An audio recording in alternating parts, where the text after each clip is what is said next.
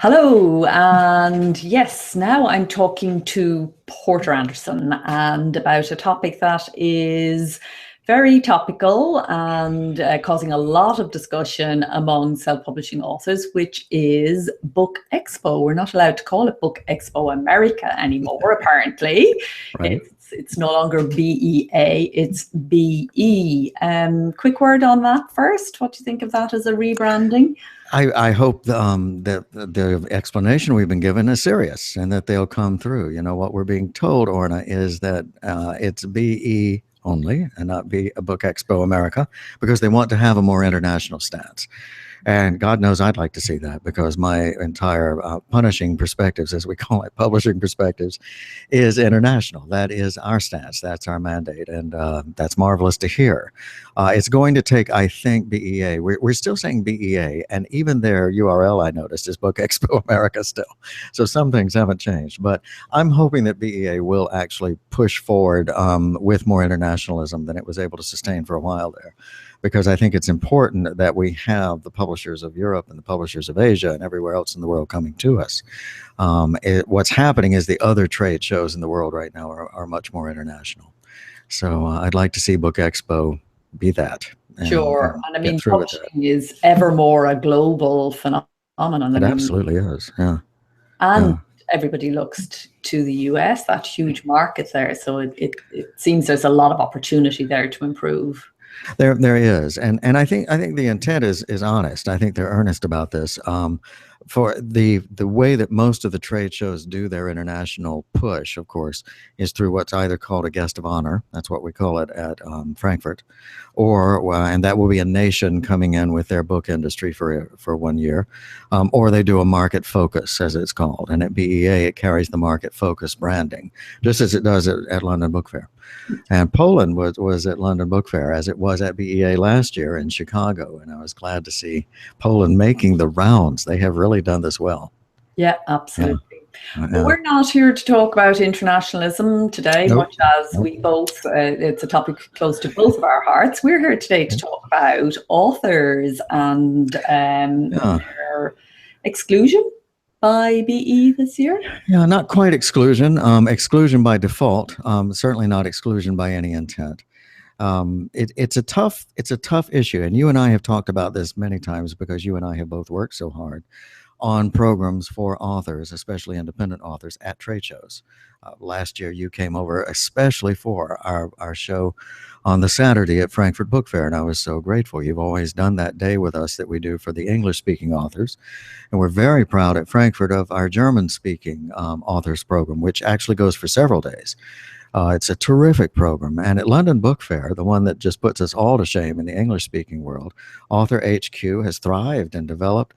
When I was doing a panel there with our colleague Alison Baverstock this time, it was standing room only. The thing was so crowded.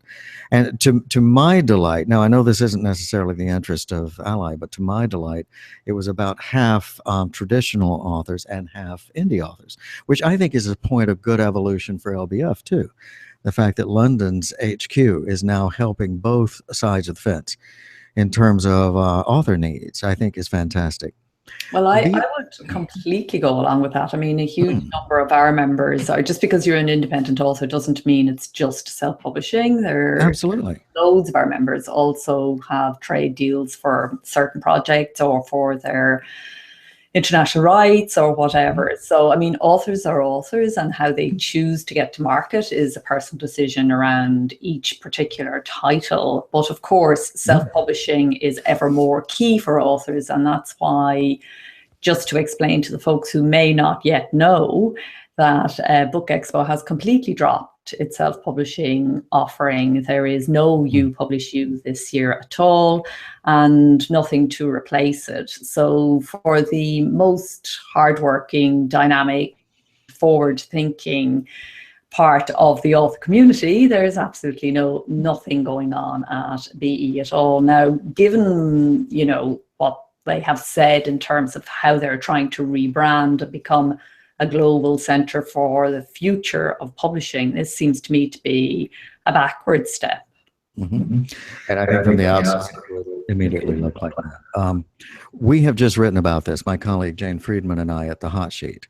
And I wanted us to sort of get our thoughts together on this and do some thinking before I spoke with you, as you know, because there are some not necessarily mitigating circumstances, but there really is a special situation going on here.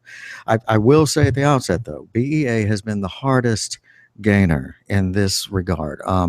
Years ago, in 2013 or 2014, I think it was 2013, they came to me after I wrote a rather tough piece about the fact that they weren't providing something like London Book Fair was doing.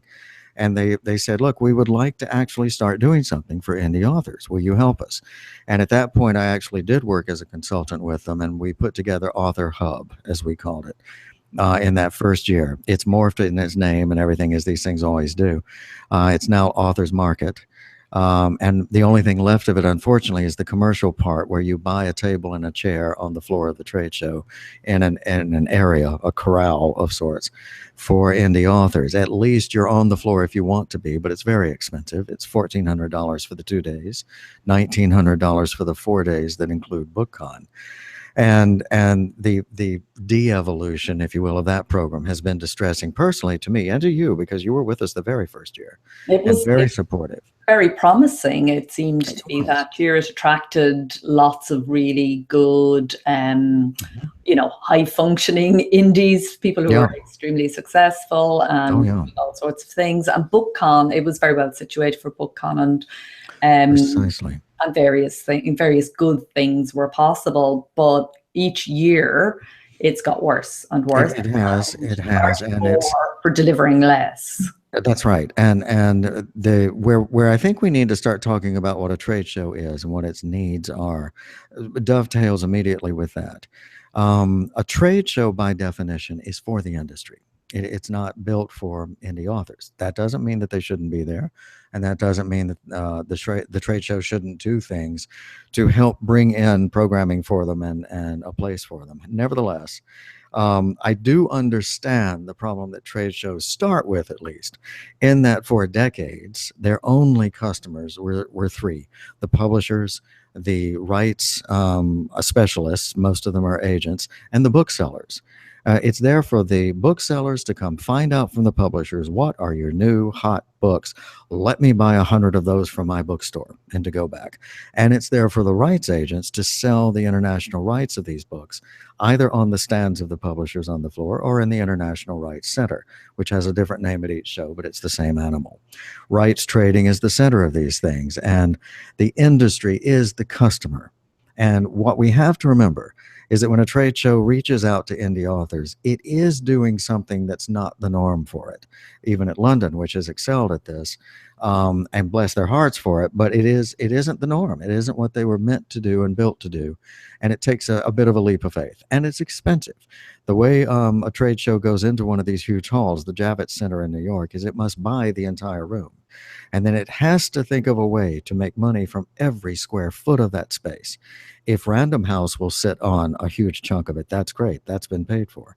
But when authors come in and need space to have programming and things, where's the income coming for that? So it's not an easy thing. If we were looking at the books, I think we'd get headaches too, just as the folks who produce these. BEA is in a particularly difficult position this year too. It's in a transition, because when it moved, most of us felt ill-advisedly, and it turned out to be right. When it moved to Chicago last year for 1 year, rather than being in New York at the Javits Center where it usually is, it lost a third of its attendance. They didn't want to tell everyone that very clearly. I wouldn't either. It took until about October before we got an audited look at the actual attendance. But that's huge. When your main customer base, which is the industry, doesn't come along by a third, when everywhere there were 3 people, there are now 2, you're in trouble.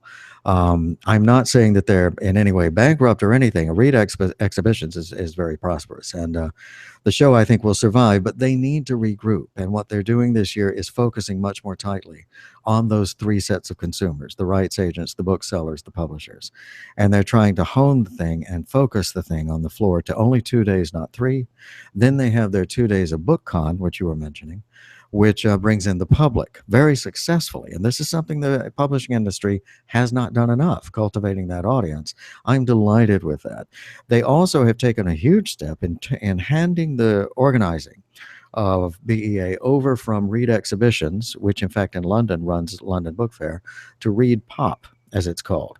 Read Pop had been starting in 2014, the BookCon, and developing it to the point that in New York, almost 20,000 people or more can come in on Saturday and Sunday at the end of BEA and meet authors and meet actors who are in the films of the books they love. And they build fandom. What BookCon does is Comic Con, Star Trek cons, Star Wars cons, masters at this.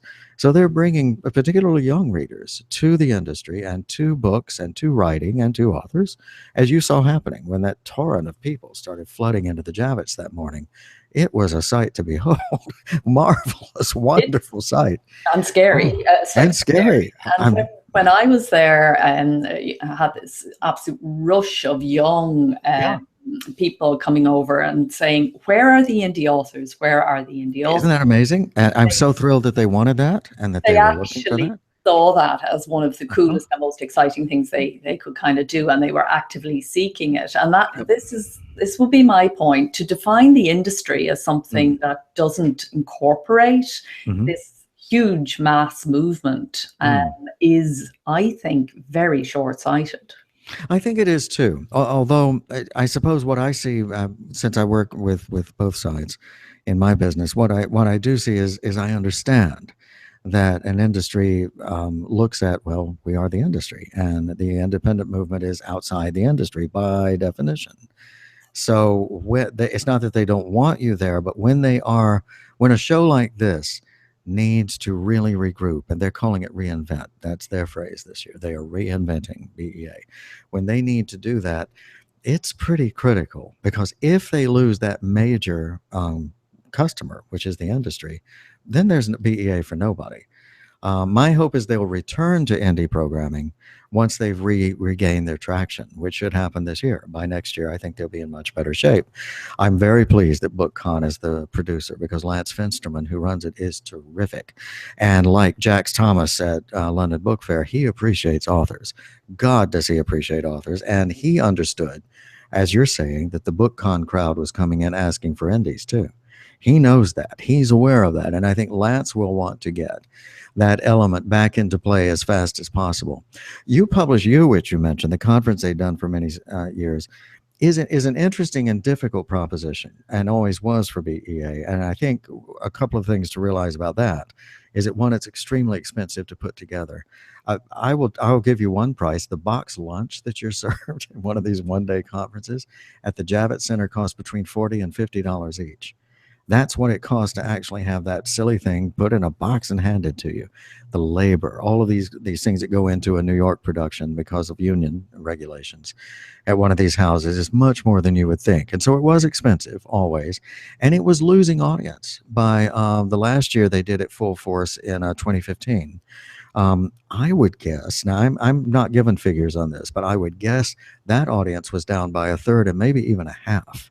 I went down at one point and it was back to the same problem. All the problems that are arising around all of this are essentially one problem, which is not identifying what the needs are and actually providing for them. So that may be it. They may have been actually programming the wrong thing. It was quite lazy and a lot of pay to play, well, and but that's the expense factor. See, the only way they could actually put it together without charging a ridiculous ticket to the authors who came was to have a lot of sponsored people doing the speaking. And yes, exactly, that gets you that pay to play effect on stage, which is not as valuable and doesn't start with the needs of the authors in terms of the conference, but with the needs to make the money and to cover the cost of those rooms downstairs at the Javits, which are very expensive. So there's something on each side. I'll tell you how I think of it sometimes. It's like if I were producing a really good triathlon for years, and I had my cyclists, I had my swimmers, I had my runners, all these people are there, and suddenly a third of them didn't show up, I wouldn't feel like I was as able to help bring in the pole vaulters we love so much and who are so excellent and who had been there with me for several years, because I would need to regroup my triathletes first and make sure that central event was in place and was healthy.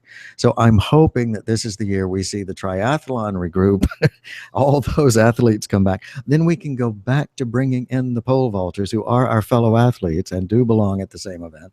But we need to make sure we can get the core event under control first. I think that's their thinking. I'm saying we, I'm not BEA, but I think Well, that is how this is seen. you've done a very good job of presenting how they look at it, and we will continue to look at it in quite a different sort of way. Exactly. And it will be interesting to see how, if the pole vaulters are invited back in, what the response would even be. Certainly, there would need to be a change in all sorts of ways for it to be effective. And for this year, we will have to be recommending to authors not to take a table at the authors market, because we cannot see the value of that. And we will be urging BE to rethink their policy around self-publishing entrepreneurial authors pretty quickly, actually. Yeah, I have great reservations about the authors market myself. I think that without programming around it, and I think that without connecting events that help get those independent authors into the swirl better of the industry group, I'm not sure it's as effective as it needs to be too, and it's quite expensive. It's ridiculously expensive. Yeah. I mean, it essentially is charging to do what at London or Frankfurt you can just do. Yeah.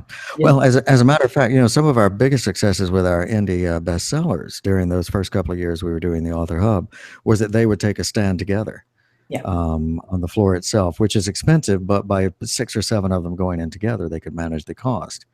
And that gave them a base of operation, which I think probably at this point I would recommend if a group of indie authors wanted to be there. Yeah. I think that might be a little stronger way, because at least you're in the center of the floor rather than in the corralled area with the indies.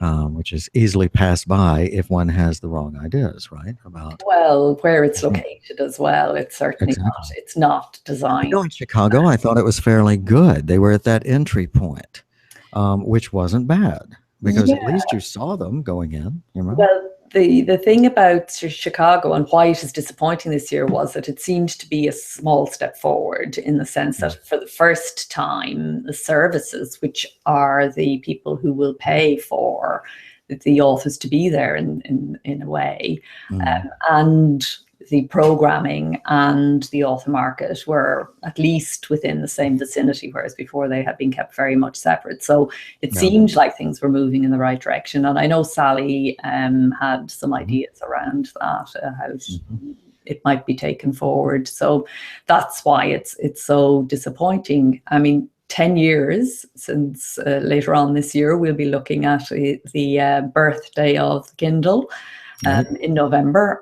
So 10 years on since self-publishing kind of kicked off, I think it's a deeply inadequate level of service, really. It is. And what I have to keep thinking, though, and reminding myself, is that a trade show is for the trade. And authors are now booksellers and rights sellers and everything else, and part of the industry, whether the industry sees that or not. Well, I know that you spoke at one point when we were talking last week about this, about the responsibility of a trade show to educate indies. You wonder if it isn't maybe the indies who need to educate the trade shows in the long run, because everything you're talking about, of course, is very viable, but they don't get it yet. And it takes a while, as you know. Okay, well, we'll be relaunching our Opening Up to Indie Authors book this year, because it's 4 years since we did the last update on that. We had intended to launch it at BE. We will not be doing that now, but we need to open up to indies, don't they? Exactly. Perfect target. Yeah, let's get them on that list. Yeah. So we'll have our fringe anyway. We always have a fringe event around the 3 big book fairs, because filling in the gaps and essentially bringing the fairs to those indies who can't kind of make it themselves. So this year we won't be going ourselves to BEA, but we will have fringe, and we will launch our Open Up to Indies there, and we will kind of knock on BE's door as we are knocking on lots of other doors. So I think that's great. I'll be glad to see that happening, and I'll be sorry that you're not with us at BEA too. Okay, well, Wow. hopefully we'll get you again soon. We'll have that drink somewhere else, won't we? Bound to meet you at something somewhere. So thanks for dropping by and telling us the background. Thank you. Anyway, Thank you. And if this kind of analysis is helpful, here comes my commercial. But please subscribe to the Hot Sheet with coming from me and Jane Friedman. It's at hotsheetpub.com. We'd love to have you. absolutely. It's a good sort of viewpoint of the industry from all the different angles, and gives authors, I think your thing is to kind of give them a snapshot once every fortnight so that they don't have to think anymore about this stuff and they can just get on with their writing, right? Go back to writing. And our lovely slogan is no drama, no hype. Not a great slogan for attracting indie authors, but no, you were kind enough to say it's still a good read without the drama and the hype, which I loved. It is. It's definitely well worth the read. Okay, Porter, thank you again. And we talked to you again about something, the interesting snippets that you're bringing from the Hot Sheet and from around the world, from your unique perspective there at Publishing Punishment, or whatever you call it. Punishing Perspectives, yes. Very soon again. Thank you. Great. Thank you. Looking forward to it. Take care, Orna. Bye. Bye.